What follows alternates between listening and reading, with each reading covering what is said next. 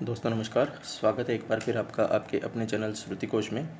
और इससे पूर्व के वीडियो के अंदर दोस्तों हम बात कर रहे थे जो असिस्टेंट प्रोफेसर का एग्ज़ाम हुआ था 12 मार्च को, उसके प्रश्नों के बारे में। तो उसकी विस्तृत व्याख्या के साथ हम उन प्रश्नों को देख रहे थे। आइए उसी क्रम में हम आगे चलते हैं। हमने उसके 30 प्रश्न जो हैं वो देख लिए थे। अब हम आगे उन प्रश्नों को और विधिवत रूप से लेते हैं। तो शुरू करते हैं। आइए आज का हमारा पहला प्रश्न जो कि प्रश्न संख्या 31 है। तो दोस्तों इस प्रश्न में दिया गया है कि निम्न में से कौन सा एक उपाय मृदा संरक्षण का नहीं है, यानी मृदा को संरक्षण करने का कौन सा उपाय नहीं है, जिसमें वृक्षारोपण की बात की गई है, फसलों की हेराफेरी की बात की गई है, अत्यधिक जलापूर्ति की बात की गई है और एनीकट का निर्माण यहाँ पर बात की गई है। तो दोस्तों यहाँ पर जो मृदा को संरक्षित करेंगे ऐसे कौन कौन से हैं, तो वृक्षारोपण से आप मृदा को संरक्षित कर सकते हैं। फसलों की हेराफेरी यानी रोटेशन ऑफ क्रॉप्स, आप अलग अलग फसल लगाकर मृदा का संरक्षण कर सकते हैं। आप एनीकट का निर्माण करके भी मृदा का संरक्षण कर सकते हैं, लेकिन अत्यधिक जलापूर्ति से आप मृदा का संरक्षण नहीं कर सकते हैं। तो ये जो आपका उत्तर आएगा वो आएगा 3। अगले प्रश्न की बात करते हैं। अगला प्रश्न है संख्या 32 और इसमें कहा गया है कि निम्न में से कौन सी योजना विशेष क्षेत्रीय विकास कार्यक्रम में सम्मिलित नहीं है। देखिए यहाँ पे दिया हुआ है विशेष क्षेत्रीय विकास कार्यक्रम। दोस्तों राजस्थान में विशेष क्षेत्रीय विकास कार्यक्रम चलाए गए हैं और इनमें से जैसे कि मरु क्षेत्र विकास कार्यक्रम, अरावली विकास कार्यक्रम, मेवात क्षेत्र विकास कार्यक्रम, सामाजिक वानिकी योजना। तो अब इनमें से ऐसा कौन सा कार्यक्रम है जो विशेष क्षेत्रीय विकास कार्यक्रम में नहीं आता है। पहले तो हम ये बात करें कि आखिर ये विशिष्ट क्षेत्रों के जो विकास कार्यक्रम है वो है क्या। दोस्तों विशिष्ट क्षेत्रों के अंदर कुछ विशिष्ट वर्गों को ऊंचा उठाने के लिए जो विकास कार्यक्रम चलाए जाते हैं उन्हें ही विशेष क्षेत्रीय विकास कार्यक्रम कहा जाता है। अब यहाँ बात करें हम मान लीजिए मरु क्षेत्र विकास कार्यक्रम की, तो दोस्तों मरु क्षेत्र विकास कार्यक्रम जो है ये 1977-78 के अंदर चालू किया गया था। 77-78 के अंदर ये चालू किया था और इसका उद्देश्य जो था वो महत्वपूर्ण उद्देश्य था इसका मरुस्थलीय प्रसार को रोकना, यानी मरुस्थल का जो प्रसार है उसे रोकना इसका मुख्य उद्देश्य था। इसके अलावा पारिस्थितिकी संतुलन को बनाए रखना भी एक उद्देश्य था इसका। और इसके अंदर 16 जिलों के 85 जो उपखंड हैं उन 85 उपखंडों में विकास खंडों में इसको संचालित किया जा रहा है। तो कई बार प्रश्न ये भी पूछा गया है कि मरु क्षेत्र विकास कार्यक्रम कितने जगह कितने विकास खंडों के आधार पर चल रहा है, तो 16 जिलों में 85 विकास खंडों में ये संचालित हैं। और यहाँ पर जो केंद्र राज्य का अनुपात है, केंद्र और राज्य का जो अनुपात है वो अनुपात क्या है दोस्तों, 75:25। 75-25 का यहाँ पर अनुपात है इस मरु क्षेत्र विकास कार्यक्रम को चलाने में। अब बात करें इसी के अंदर हम दूसरे जो कार्यक्रम दिया हुआ है अरावली विकास कार्यक्रम। दोस्तों ये अरावली विकास कार्यक्रम चालू हुआ 1974-75 में। 1974-75 में चालू हुआ और ये 16 जिलों के 120 विकास खंडों के अंदर ये चल रहा है। और दोस्तों यहाँ पर ये जो है ये जापान की सहायता से, जापान की जो OECF है उसकी सहायता से ये चल रहा है अरावली विकास कार्यक्रम।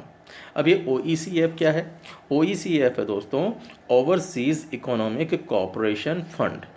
ओवरसीज़ इकोनॉमिक कोऑपरेशन फंड यानी O से ओवरसीज़, E से इकोनॉमिक, C से कोऑपरेशन और F से फंड। तो ओवरसीज़ इकोनॉमिक कोऑपरेशन फंड जो है इसके सहयोग से ये चल रहा है।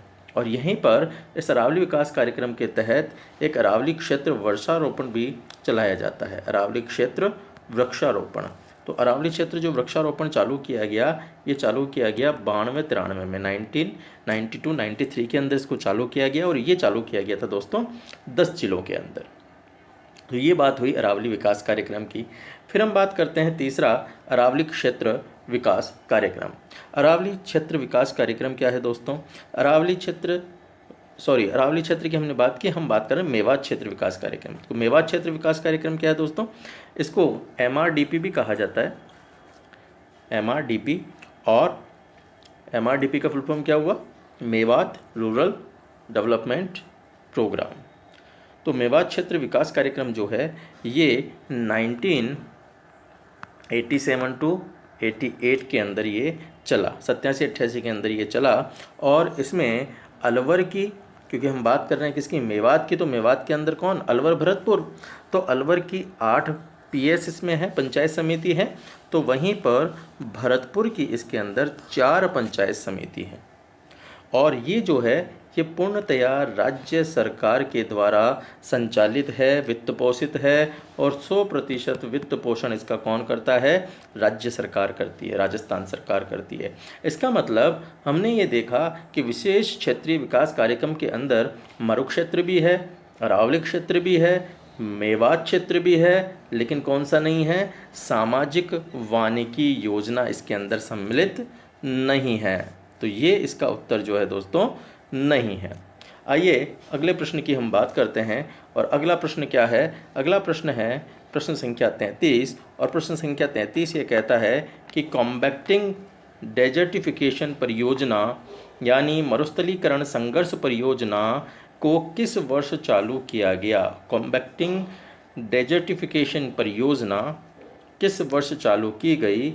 तो दोस्तों इसका उत्तर है 2001। 2001 के अंदर ये चालू की गई थी। और ये मरुस्थलीकरण संघर्ष परियोजना क्या है दोस्तों? दोस्तों मरुस्थलीकरण का जो सामना है वो एक सबसे बड़ी समस्या है, क्योंकि मरुस्थल जिस तरह से फैल रहा है उसको रोकना आवश्यक है। और इसीलिए मरुस्थलीकरण के इस सामना करने के लिए ही अभी विश्व दिवस भी मनाया गया, जिसको WDCD के नाम से ये विश्व दिवस मनाया गया। कब? 17 जून को। 17 जून को ये विश्व दिवस मनाया गया और इस मरुस्थलीकरण को रोकने की बात की गई।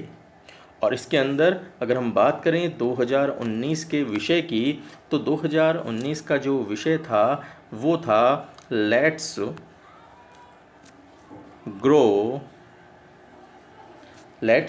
Grow the future together.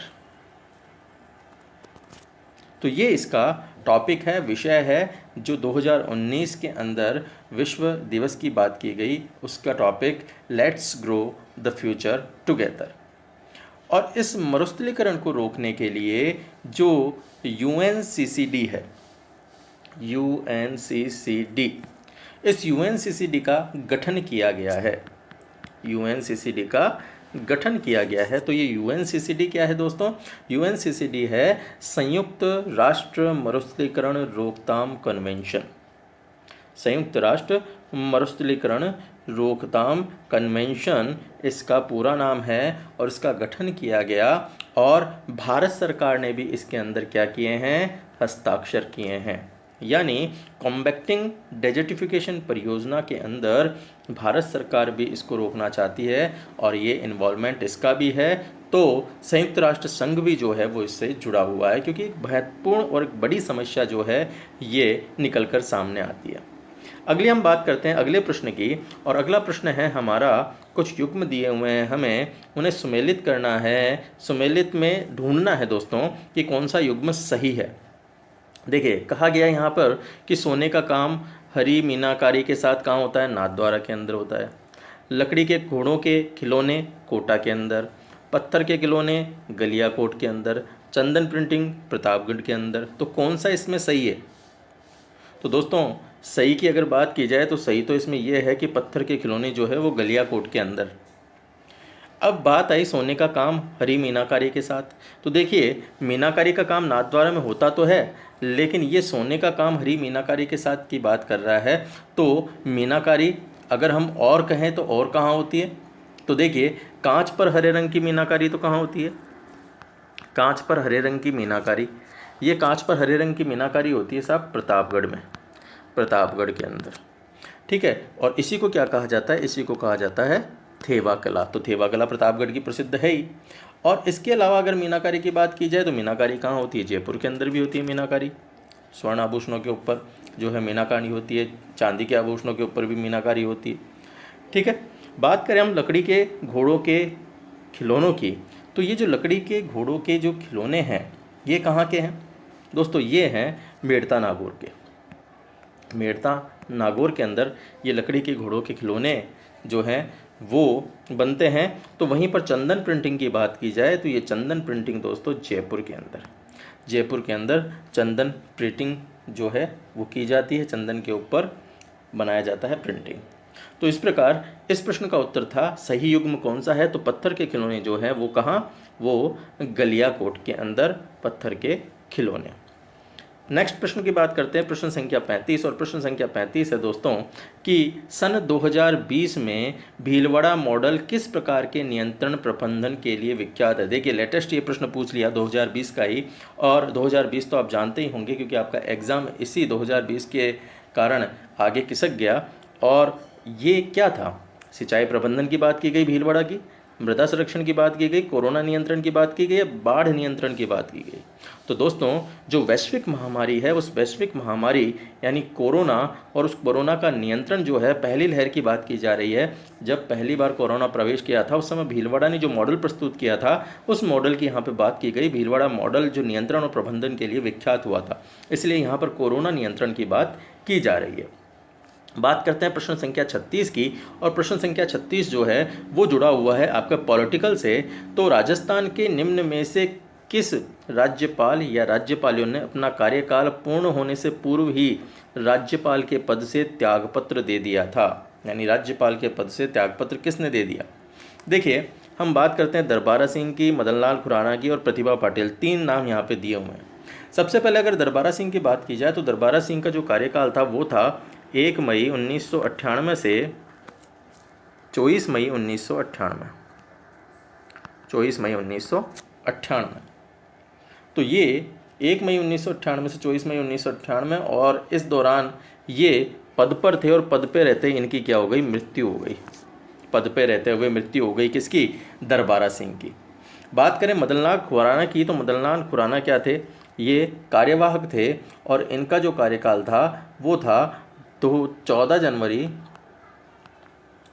2004 से ये कार्यवाहक थे।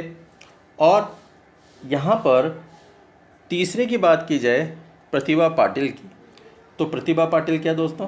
प्रतिभा पाटिल 2004 से ये बनी 2007 तक। तो मदन लाल खुराना 2004 तक ही रहे, फिर 2004 में बन गई कौन? प्रतिभा पाटिल। तो प्रतिभा पाटिल 2007 तक रही। अब इस प्रश्न का उत्तर क्या है? यहाँ पे ये कहा गया है कि साहब राज्यपाल पद से त्यागपत्र दे दिया। तो अब देखिए यहाँ पर 1 और 2 तो हो नहीं सकते, क्योंकि 1 और 2 इसलिए नहीं हो सकते कि दरबारा सिंह तो क्या थे? दरबारा सिंह की तो पद पर रहते हुए मृत्यु हो गई थी, त्यागपत्र तो उन्होंने दिया नहीं।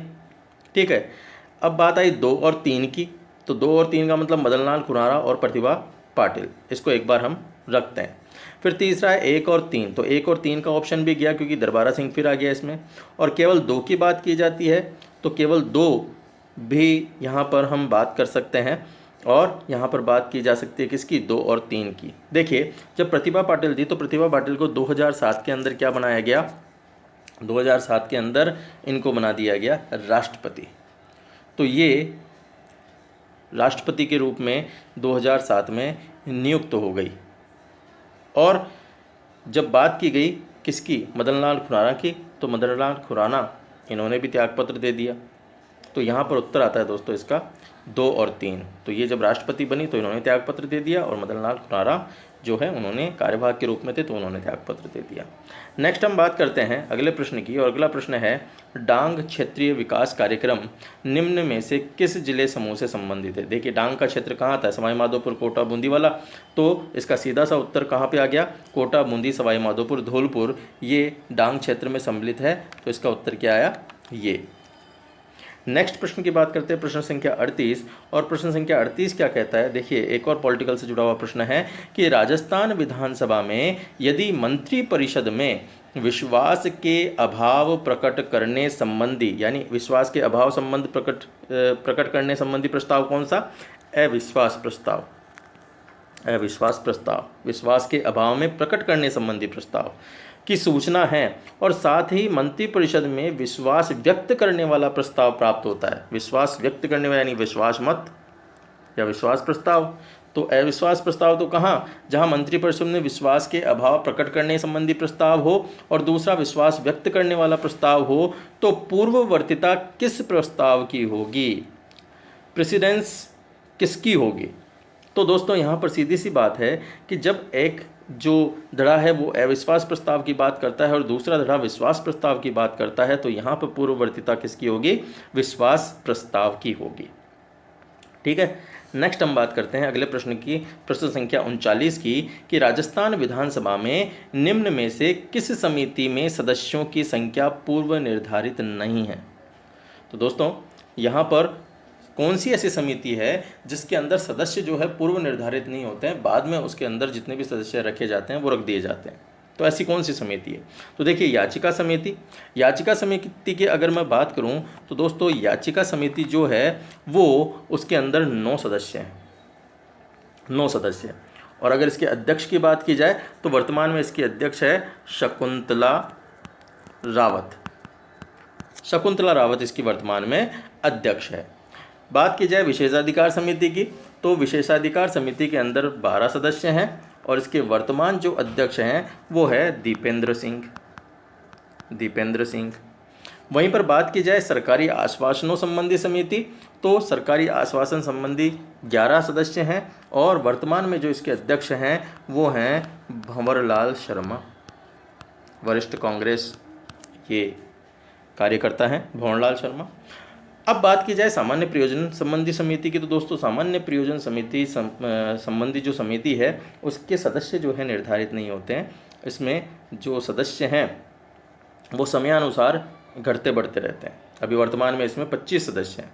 ठीक है, तो इसका मतलब उत्तर क्या है इसका? क्योंकि यही बताया है कि सदस्यों की संख्या पूर्व निर्धारित नहीं है, तो सामान्य प्रयोजन संबंधी समिति जो है वो उसकी सदस्य संख्या पूर्व निर्धारित नहीं है। इसका मैं एक समितियों का एक पर्टिकुलर वीडियो बना के और डाल दूंगा जिसके अंदर कंप्लीट इनकी जो नॉलेज है वो मैं आपको दे दूंगा। नेक्स्ट प्रश्न की हम बात करते हैं, प्रश्न संख्या 40। और प्रश्न संख्या 40 क्या कहता है कि निम्न में से किसने राजस्थान में सबसे अधिक बार मुख्यमंत्री के रूप में शपथ ली है? मुख्यमंत्री के रूप में मोहनलाल सुखाड़िया, भैरों सिंह शेखावत, वसुंधरा राजे और अशोक गहलोत। देखिए, बात करें अगर मोहनलाल सुखाड़िया की, तो मोहनलाल सुखाड़िया ने अब तक 4 बार मुख्यमंत्री पद की शपथ ले ली साहब। कब 1954 से, एक तो रहे 1957 तक, 1954 से 1957, फिर दोबारा बने ये 57 से 62 तक, 1957 से 1962, फिर तिबारा बने ये 1962 से 1967 और फिर चौथी बार फिर बने 1967 से 1971। तो इस प्रकार इनका कार्यकाल जो है वो 4 बार रहा। ठीक है, दूसरा है भैरों सिंह शेखावत। अगर भैरों सिंह शेखावत की बात की जाए तो भैरों सिंह शेखावत का जो कार्यकाल रहा वो रहा 3 बार। 3 बार कब? एक तो बने ये 1977 से और 1980 तक जब जनता दल की सरकार थी। उसके बाद 1990 से बने 1992 तक और फिर तीसरी बार बने 1993 से 1998 तक। तो इस प्रकार ये 3 बार बने और ये रहे 3 बार, मोहनलाल सुखाड़िया रहे 4 बार। बात करें वसुंधरा राजे की, तो वसुंधरा राजे जो रही मुख्यमंत्री वो रही 2 कार्यकाल। 2 कार्यकाल कौन कौन से? एक तो इनका कार्यकाल था 2003 से 2008 और एक इनका कार्यकाल रहा 2013 से 2018। ये इनका कार्यकाल रहा, तो 2 बार ये बनी। बात करते हैं अशोक गहलोत जी की, तो अशोक गहलोत जी वर्तमान में आपके मुख्यमंत्री और ये इनका जो कार्यकाल रहा वो एक कार्यकाल रहा 1998 से 2003। फिर 2003 में कौन आ गई? वसुंधरा राजे जी आ गई। उसके बाद 2008 के अंदर इन्होंने वापस वसुंधरा जी को हरा दिया और 2008 से 2013 तक ये रहे। फिर 2013 में वसुंधरा जी आ गई, तो 2013 से लेकर 18 तक रही। फिर 18 के अंदर फिर ये जीत गए साहब और ये बन गए, लगातार वर्तमान में चली रहे हैं, तो ये तीसरी बार बन गए। इसका मतलब अगर प्रश्न क्या पूछा है यहाँ हमसे, प्रश्न ये पूछा है कि साहब सबसे अधिक बार मुख्यमंत्री रूप की शपथ किसने ली, तो ये 4 बार, ये 3 बार, ये 2 बार और ये 3 बार। तो इस हिसाब से मोहनलाल सुखाड़िया जो है इसका आंसर राइट होगा। नेक्स्ट प्रश्न की हम बात करते हैं, नेक्स्ट 41 क्वेश्चन। और 41 क्या कहता है, निम्न में से राजस्थान के कौन से मुख्य सचिव राजस्थान लोक सेवा आयोग के सदस्य रह चुके हैं। राजस्थान लोक सेवा आयोग के सदस्य रह चुके हैं, वो कौन है। देखिए सभी मुख्य सचिव रहे हैं, ये तो सीधी सी बात यहाँ पर आ रही है, लेकिन इन मुख्य सचिवों में से भी कौन सा है जो कि किसका सदस्य रह चुका, वो आरपीएससी का भी सदस्य रह चुका है। अब देखिए एक बार सीएस की बात हम कर लेते हैं कि ये सीएस कब कब रहे। दोस्तों अगर इनके सीएस की बात की जाए तो सांवलदान उज्ज्वल जो हैं वो सीएस रहे 1964-65 में, 1964-65 के अंदर। सुंदरलाल खुराना की बात की जाए तो ये रहे 71-75 में, 71 से 75 में सुंदरलाल खुराना। अगर बात की जाए मोहन मुखर्जी की, तो मोहन मुखर्जी का जो कार्यकाल था सीएस के रूप में वो था 75 से 77। और बात की जाए आनंद मोहन लाल की, तो ये आनंद मोहन लाल जो रहे वो रहे 84 से 85, 1984 से 85। अब बात आती है कि कौन सा ऐसा सीएस है जो क्या रहा, लोक सेवा आयोग का, आरपीएससी का सदस्य भी रहा। तो दोस्तों इसका उत्तर है सांवलदान उज्ज्वल। सांवलदान उज्ज्वल जो हैं वो लोक सेवा आयोग के सदस्य भी रहे, लोक सेवा आयोग के सदस्य भी रहे। और ये सदस्य कब रहे, ये रहे 1967 से 70 तक।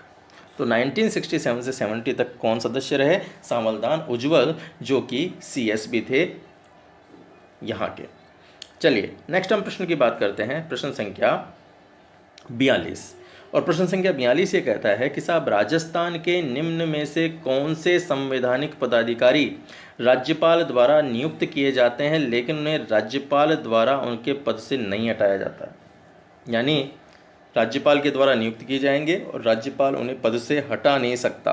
तो ऐसे कौन से हैं, तो देखिए महाधिवक्ता राज्यपाल नियुक्त करता है और ये आर्टिकल 165 में, 165 के तहत ये राज्यपाल इनको नियुक्त करता है।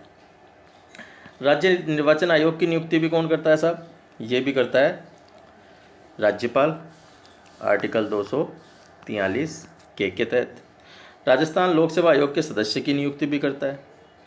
अब बात है कि किसको पद से नहीं हटाया जा सकता, यानी नियुक्त को कर दे लेकिन पद से नहीं हटा सकता। तो देखिए महाधिवक्ता को पद से ये हटा सकता है, महाधिवक्ता को नियुक्ति भी कर सकता है और पद से हटा भी सकता है। लेकिन यहाँ पर जो राज्य निर्वाचन आयुक्त है और राजस्थान लोक सेवा आयोग के सदस्य हैं उन्हें पद से हटाने का काम राज्यपाल नहीं कर सकता है। वो किसके जिम्मे हैं, राष्ट्रपति के जिम्मे, राष्ट्रपति उनको हटा सकता है। चलिए तो इसका उत्तर क्या है, 2 और 3, यानी राज्य निर्वाचन आयोग तो राजस्थान लोक सेवा आयोग के सदस्य। नेक्स्ट हम बात करते हैं प्रश्न संख्या 43 की। और प्रश्न संख्या 43 क्या कहता है कि राजस्थान उच्च न्यायालय की जयपुर पीठ ने उच्च न्यायालय राजस्थान आदेश 1976 के तहत अपना कार्य कब से प्रारंभ किया था। तो अपना कार्य कब से प्रारंभ किया, कौन, जयपुर की पीठ ने।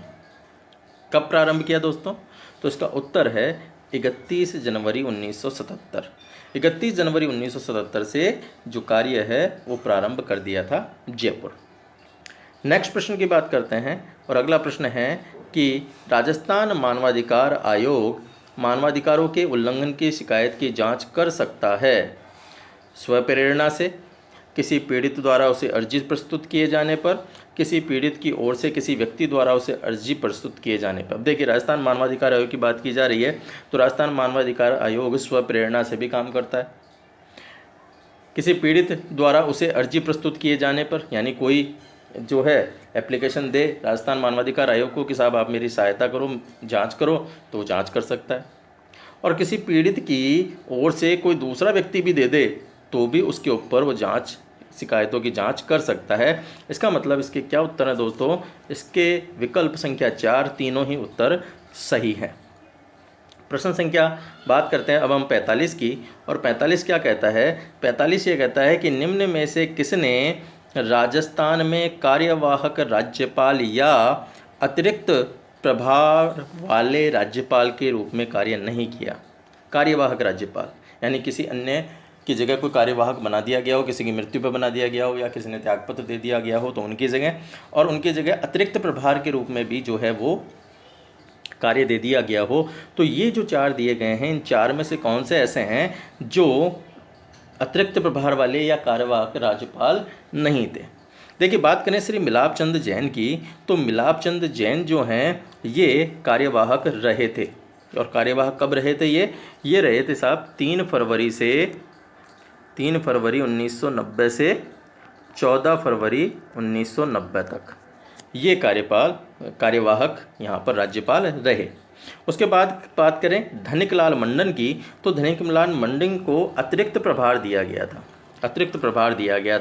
और ये अतिरिक्त प्रभार दिया गया था मई 1993 से जून 93 तक। तो इसका मतलब ये भी हमारे प्रश्न का आंसर नहीं है। फिर बात करें न्यायाधीश डीपी गुप्ता की। देखिए, न्यायाधीश डीपी गुप्ता जो है वो बने थे 4 नवंबर 1985 से 19 नवंबर 1985 तक। ये भी कार्यवाहक रहे ओपी मेहरा के स्थान पर जब इनको कार्यवाहक बनाया गया। अब बात करें सुखदेव प्रसाद जी की, तो सुखदेव प्रसाद जी जो हैं वो पूर्णकालिक रहे, कार्यवाहक नहीं रहे, ये पूर्णकालिक रहे। और कब रहे? ये रहे दोस्तों 1988 से 90 तक। तो इसका मतलब हमें प्रश्न में क्या पूछा है? हमें तो प्रश्न में ये पूछा है कि साहब कार्यवाहक या अतिरिक्त प्रभार वाले कौन से इसमें नहीं हैं। तो सीधा सा उत्तर इसका क्या है? उत्तर है इसका श्री सुखदेव प्रसाद, क्योंकि इनका पूर्णकालिक काम था, ये कार्यवाहक और अतिरिक्त प्रभार वाले नहीं थे। तो ये तीनों कौन? ये कार्यवाहक और अतिरिक्त प्रभार के राज्यपाल के रूप में इन्होंने काम किया। नेक्स्ट हम बात करते हैं प्रश्न 46 की। और प्रश्न 46 ये कहता है कि लोकायुक्त में एक लोक सेवक के विरुद्ध कितने वर्ष पुराने मामलों की शिकायत नहीं की जा सकती है? 2 साल से अधिक, 3 साल से अधिक, 4 साल से अधिक, 5 साल से अधिक। तो इसका उत्तर है दोस्तों 5 साल से अधिक जो है वो शिकायत नहीं की जा सकती। कुछ फैक्ट वाले चीज़ें हैं तो वो तो आपको ऐसे ही याद करनी पड़ेगी। तो सीधा सा इसका याद करें आप कि लोकायुक्त में एक लोक सेवक के विरुद्ध 5 वर्ष पुराना जो मामला है उसकी शिकायत नहीं की जा सकती है। अगला प्रश्न संख्या 47 है। और प्रश्न संख्या 47 ये कहता है कि साहब निम्न में से कौन सा जिला राजस्थान उच्च न्यायालय की जयपुर पीठ के अधिकार क्षेत्र में नहीं आता है? देखिए, 2 पीठ है हमारे, जयपुर पीठ और जोधपुर पीठ। तो जयपुर पीठ के अधिकार क्षेत्र में कौन सा जिला नहीं आता है? तो इसका उत्तर क्या है? भीलवाड़ा, अजमेर, बारां, अलवर, कौन सा है?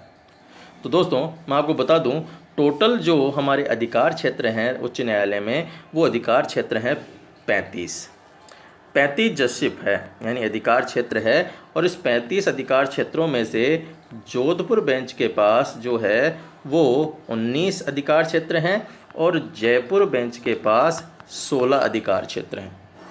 जोधपुर हमारी प्रधान पीठ है इसलिए उसके पास 19 अधिकार क्षेत्र हैं और जयपुर के पास 16 अधिकार क्षेत्र हैं। अब प्रश्न में यही पूछा है कि साहब जयपुर के पास कौन से अधिकार क्षेत्र नहीं आते हैं? तो अगर हमें जयपुर याद हो जाए तो हम क्या कर सकते हैं? हम बाकी को देख सकते हैं। तो देखिए, यहाँ पर मैं आपको एक बार बताऊँ, अगर आप एक बार राजस्थान के मैप को हम देखें तो ये कुछ इस तरह से हमारा राजस्थान का ये मैप है। अब देखिए, हमारी एक तो बेंच कौन सी है? जोधपुर। और एक कौन सी है? जयपुर। अगर हम बात करें जयपुर बेंच की तो अब आप इसमें देखिए, जो जयपुर के आसपास होंगे वही तो जयपुर का क्राइटेरिया होगा, जयपुर का क्षेत्र अधिकार क्षेत्र होगा। तो यहाँ पर अगर अधिकार क्षेत्र की हम बात करें तो इसका अधिकार क्षेत्र जो इसके आसपास के ज़िले हैं वो इसका अधिकार क्षेत्र है। जैसे कि अजमेर के जयपुर के इस तरफ कौन सा आ गया? अजमेर। तो अजमेर इसके अधिकार क्षेत्र में है। इसके अलावा यहाँ पर कौन सा आ गया? अलवर। अलवर इसके अधिकार क्षेत्र में है। इसके अलावा क्या आ गया? यहाँ पर भरतपुर, धौलपुर आ गया, ये अधिकार क्षेत्र में है। करौली आ गया, ये अधिकार क्षेत्र में है। सवाई माधोपुर आ गया, ये अधिकार क्षेत्र में है। इसके अलावा कोटा, बूंदी, बारां, झालावाड़, ये जो क्षेत्र है हाड़ौती क्षेत्र, ये इसके अधिकार क्षेत्र के अंदर आ गया। फिर आप देखेंगे इधर क्या आ गया, दौसा आ गया, ये इसके अधिकार क्षेत्र में आ गया, और दौसा के साथ ही क्या आ गया, यहाँ पे टोंक आ गया, जयपुर से जुड़ा हुआ, ये अधिकार क्षेत्र में आ गया। फिर जयपुर से टच कौन सा, झुंझुनू, जयपुर से टच तो ये अधिकार क्षेत्र में आ गया, तो झुंझुनू के साथ ही सिक्कर भी टच, तो सिक्कर भी अधिकार क्षेत्र के अंदर आ गया। और जयपुर तो है, जयपुर के अंदर भी दो हैं, जयपुर जिला और जयपुर मेट्रो, मेट्रो और जिला। तो इस तरह से आप देखेंगे तो ये टोटल जो हैं वो 16 आ गए। और बाकी का जो रेस्ट क्षेत्र है, वो रेस्ट क्षेत्र क्या है, वो रेस्ट क्षेत्र किसके अंदर आया, वो आया जोधपुर के अंदर। अब यहाँ पे हमने देखो 12 जयपुर के अंदर, अजमेर जयपुर के अंदर, अलवर जयपुर के अंदर, तो बचा क्या, भीलवाड़ा। तो इसका उत्तर क्या है, भीलवाड़ा। ये अधिकार क्षेत्र किस में आता है, ये आता है जोधपुर के अधिकार क्षेत्र में। नेक्स्ट हम बात करते हैं प्रश्न संख्या 48 की। और प्रश्न संख्या 48 क्या कहता है, प्रश्न संख्या 48 कहता है कि निम्न में से कौन सा कथन राजस्थान विधानसभा में लोक महत्व के किसी विषय पर स्थगन प्रस्ताव के संदर्भ में सही नहीं है। स्थगन प्रस्ताव की बात की गई है, तो उसके संदर्भ में कौन सा सही नहीं है कि साहब एक ही बैठक में एक से अधिक ऐसा प्रस्ताव नहीं किया जा सकता। दूसरा कहा गया कि स्थगन प्रस्ताव की सूचना उस दिन की बैठक प्रारंभ होने से पूर्व जिस दिन की प्रस्ताव करने का विचार हो अध्यक्ष को दी जाएगी, यानी सूचना अध्यक्ष को देना। तीसरा, प्रस्ताव हो हाल ही में गठित किसी विशिष्ट विषय तक सीमित रहेगा, यानी वर्तमान सब्जेक्ट से जुड़ा हुआ हो। और चौथी चीज़ कि प्रस्ताव द्वारा विशेषाधिकार का प्रश्न नहीं उठाया जाएगा, यानी कोई विशेषाधिकार की मांग नहीं की जाएगी। अब देखिए यहाँ पर प्रस्ताव के अंदर विशेषाधिकार की मांग नहीं की जाएगी, बिल्कुल सही बात है। स्थगन प्रस्ताव के अंदर खुद के विशेषाधिकार की मांग कौन करे। दूसरी चीज़ कि विशिष्ट विषय तक ही सीमित रहेगा, यानी हाल ही के अंदर जो विषय हुए हैं उन्हीं के अंदर ये सब्जेक्ट जो है स्थगन प्रस्ताव का जुड़ा हुआ रहेगा। तीसरी चीज़ कि साहब स्थगन प्रस्ताव की सूचना जो है वो किसको दी जाए, अध्यक्ष को दी जाए। बिना अध्यक्ष की सूचना के कैसे स्थगन प्रस्ताव आए। और चौथी चीज़ क्या कही इसने कि एक ही बैठक में एक से अधिक प्रस्ताव नहीं किया जाएगा, तो बिल्कुल सही बात है। जब एक बैठक चल रही है तो उसमें एक बार स्थगन प्रस्ताव ला दिया, तो ऐसा नहीं है कि फिर दोबारा स्थगन प्रस्ताव लाया जाए। तो इसका उत्तर यही होगा दोस्तों।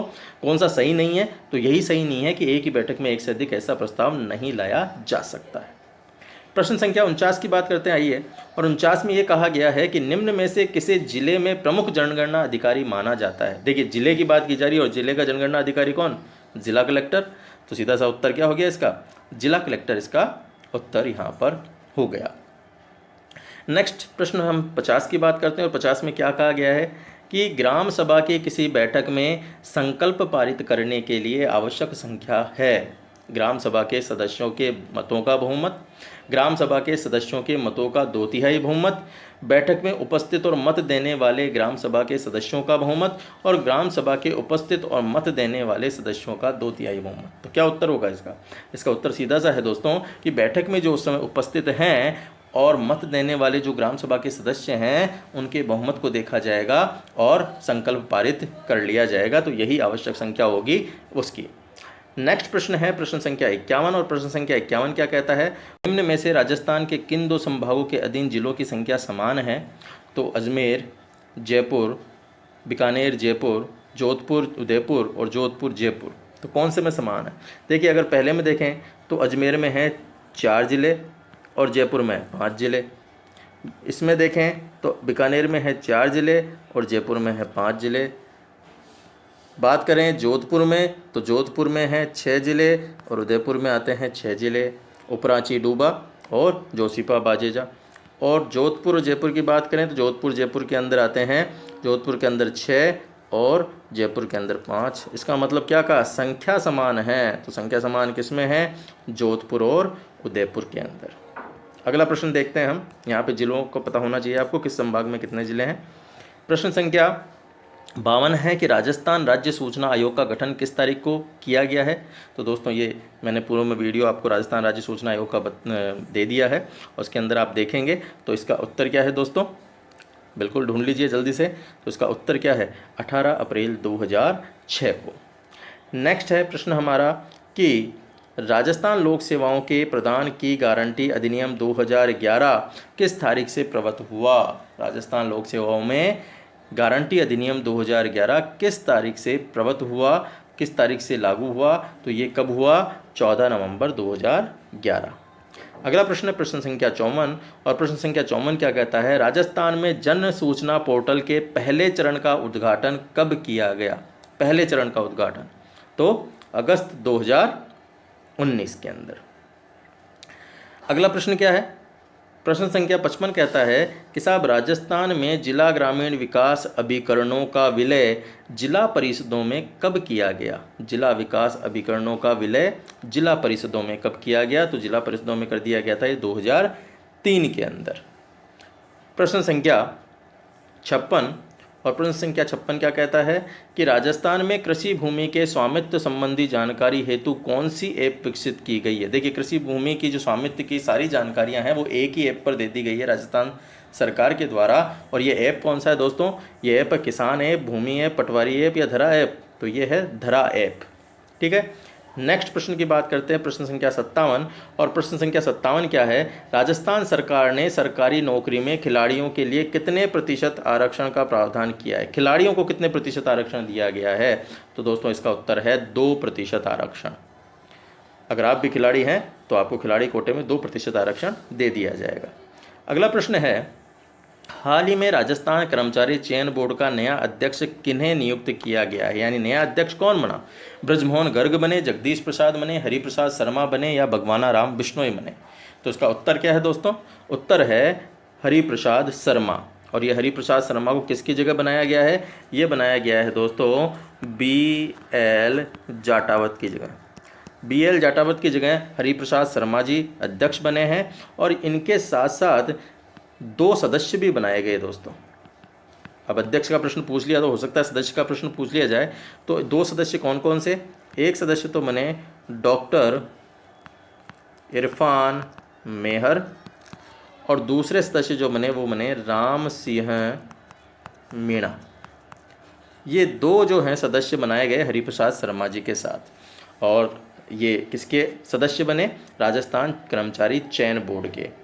तो इस राजस्थान कर्मचारी चयन बोर्ड के अंदर कितने सदस्य और अध्यक्ष होते हैं, तो इसके अंदर 1 तो अध्यक्ष होता है और 4 इसमें सदस्य होते हैं। ठीक है दोस्तों, और हरिप्रसाद शर्मा जी जो हैं वो पुलिस जो महानिरीक्षक थे उस पद से रिटायर हुए थे, और उसके बाद में इनको यहाँ पर नियुक्त कर दिया गया। नेक्स्ट हम बात करते हैं प्रश्न संख्या 59 की, और प्रश्न संख्या 59 है कि राजस्थान संपर्क पोर्टल का उपयोग किया जा सकता है, किस आधार पर किया जा सकता है। RTI के तहत सूचना एकत्र करने के लिए, शिकायत निवारण प्रणाली के रूप में, लोक सेवाओं के प्रदान की गारंटी के लिए, और सामाजिक अंकेक्षण मंच के रूप में। तो किस रूप में होगा, तो इसका राजस्थान संपर्क पोर्टल है दोस्तों शिकायत निवारण प्रणाली के रूप में ये काम आता है। नेक्स्ट बात करते हैं प्रश्न संख्या 60 की, और प्रश्न संख्या 60 क्या है, प्रश्न संख्या 60 जुड़ा हुआ है प्रधानमंत्री राष्ट्रीय बाल पुरस्कार 2021 से। तो प्रश्न क्या है कि राजस्थान के किस विद्यार्थी को प्रधानमंत्री राष्ट्रीय बाल पुरस्कार 2021 प्राप्त हुआ। आनंद, अभिजीत राणा, मयंक कुमार या पंकज निराला।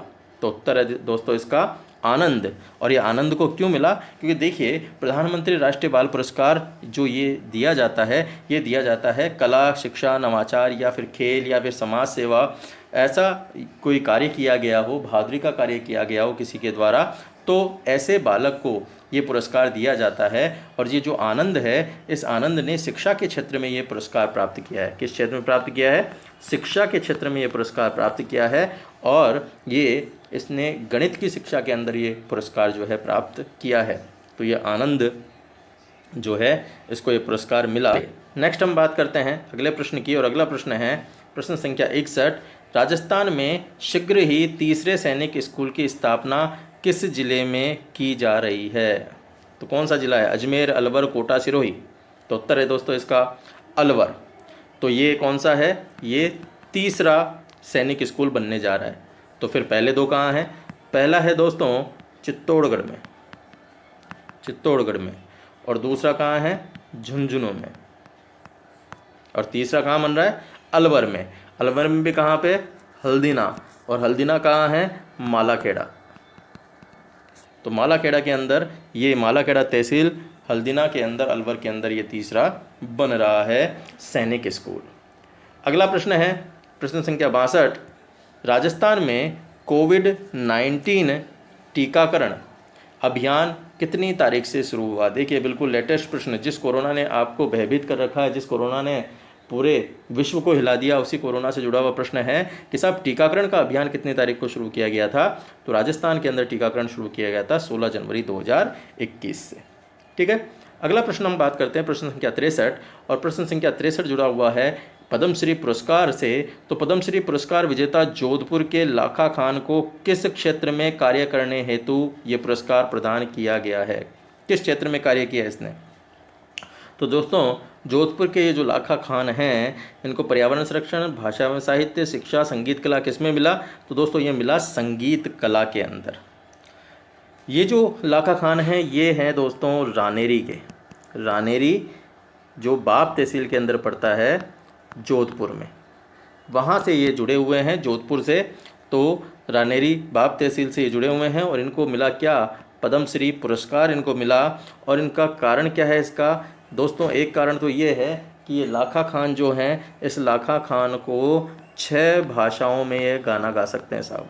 6 भाषाओं में गाना गाने वाले देश के ये क्या हैं? एकमात्र जो है व्यक्ति हैं। और ये क्या बजाते हैं? ये बजाते हैं सिंधी सारंगी। सिंधी सारंगी बजाते हैं। तो सिंधी सारंगी के अंदर 6 भाषाओं के अंदर ये एकमात्र ऐसे व्यक्ति हैं, देश के एकमात्र ऐसे लाल हैं जो सिंधी सारंगी जो है वादन करते हैं, बजाते हैं। और इनको इसी कारण से संगीत कला के अंदर क्या मिला है? तो इनको इसी कारण ये पद्मश्री पुरस्कार दिया गया है। और इनको दोस्तों 2017 के अंदर क्या दिया गया? मारवाड़ रत्न भी दिया गया, मारवाड़ रत्न। और इस मारवाड़ रत्न के रूप में क्या दिया गया? महाराणा विजय सिंह सम्मान दिया गया। महाराणा विजय सिंह सम्मान इनको दिया गया। तो ये हैं कौन? लाखा खान। चलिए बात करते हैं हम अगले प्रश्न की। और अगला प्रश्न क्या है दोस्तों हमारा? अगला प्रश्न है कि सभी सरकारी योजनाओं की जानकारी हेतु दिसंबर 2020 को किस पोर्टल की शुरुआत राजस्थान में की गई? तो कौन सा है ये? Public welfare portal, Rajasthan welfare portal, योजना वेलफेयर पोर्टल, या इनमें से कोई नहीं? तो उत्तर है इसका दोस्तों पब्लिक वेलफेयर पोर्टल। प्रश्न संख्या 65 की बात करते हैं। प्रश्न संख्या 65 है कि हाल ही में राजस्थान के नए पुलिस महानिदेशक के रूप में कौन नियुक्त किए गए हैं? निरंजन आर्य, सौरभ सिंह, ML लाठर, राजेश गौतम। तो उत्तर क्या है इसका दोस्तों? ML लाठर।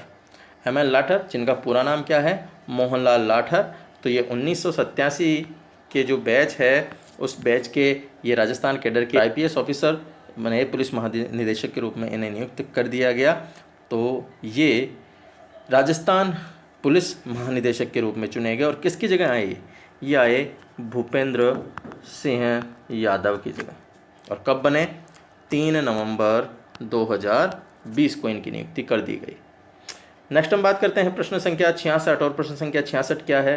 प्रश्न संख्या 66 कहता है कि नई दिल्ली में 72वें गणतंत्र दिवस परेड फ्लाई पास्ट का नेतृत्व करने वाली पहली महिला पायलट स्वाति राठौड़ राजस्थान के किस जिले की रहने वाली है? देखिए गौरवान्वित करने वाला यह पल जब गणतंत्र दिवस की परेड के अंदर कोई नेतृत्व करता है, और नेतृत्व करने वाला अगर राजस्थानी हो तो सोने पे सुहागा।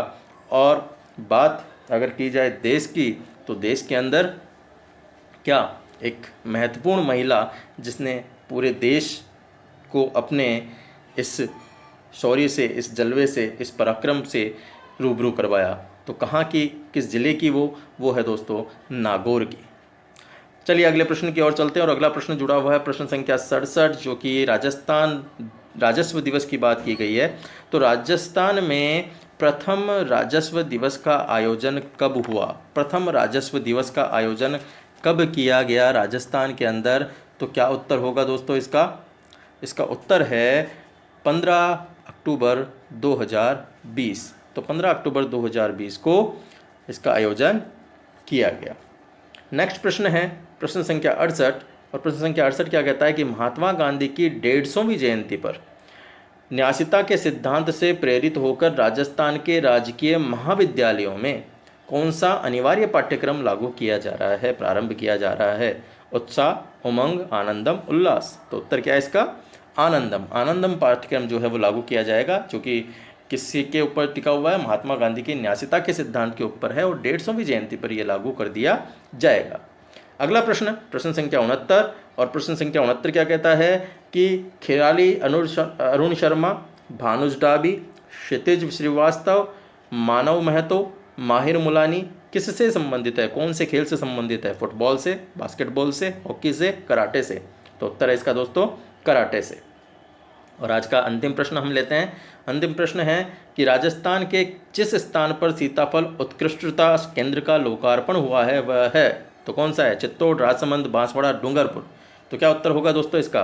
तो ये सीताफल उत्कृष्टता केंद्र जो है ये कहाँ बन रहा है?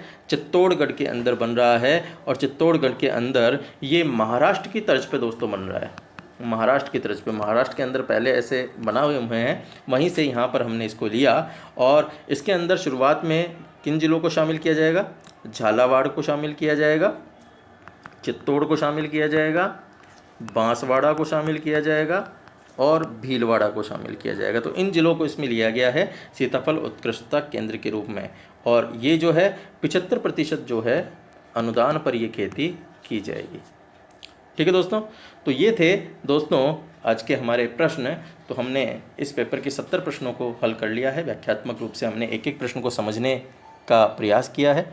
आशा है आपको समझ में आया होगा, और अगर आपको अच्छा लगा वीडियो तो आप इसे लाइक करें, शेयर करें, और अपने दोस्तों के साथ ज़्यादा से ज़्यादा इसको शेयर करते हुए इन्हें सब्सक्राइब करने के लिए कहें। धन्यवाद दोस्तों, आपका दिन शुभ हो।